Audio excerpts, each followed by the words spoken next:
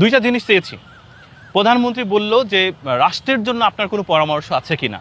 আমি বললাম যে স্যার, আমরা শুনছি যে কন্টেন্ট ক্রিয়েটর এবং ফ্রিল্যান্সারদের 7.5% ভ্যাটের কথা বলা হচ্ছে। এইটা আসলে কতটুকু সত্য? উনি ওই জায়গাটাতে বসেই ওনার দায়িত্বরত ব্যক্তিদেরকে ডাকলেন, তাদেরকে দিয়ে ফোন করালেন, বললেন যে আপনি এখানে বসে থাকেন, আমি এখনই সমাধান করছি। এরকম কিছু হইতে দেওয়া যাবে না। আমি চাই যে ইয়াংরা হচ্ছে ডিজিটাল মার্কেটিংয়ে যাক, তারা হচ্ছে বৈদেশিক বিভিন্ন কাজে ইনভলভ থাকুক, তারা বাইরের অর্থ দেশে নিয়ে আসছে, দ্যাটস এনাফ।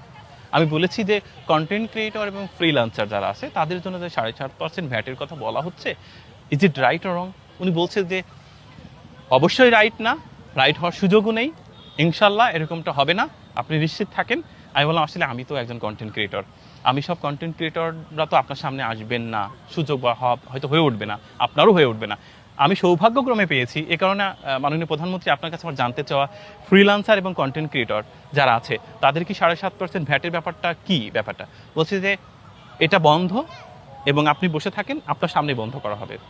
এবার এরকম কিছু হয়ও নাই, নো টেনশন, আপনি কাজ করেন, আপনারা কাজ করেন। ফ্রিল্যান্সাররা যারা আছে তারা দেশের জন্য অনেক বড় ভূমিকা রাখে, যারা কন্টেন্ট ক্রিয়েশন করে তারাও তাদের ফ্যামিলি চালায়, এটা হতে পারে না। আমি বললাম যে দেখুন, তারা তো সম্পত্তি পাচার করে না, তারা উল্টো তো বৈদেশিক মুদ্রা দেশে নিয়ে আসে, তাদের জন্য আপনারা আরও বেশি সফট হওয়া উচিত।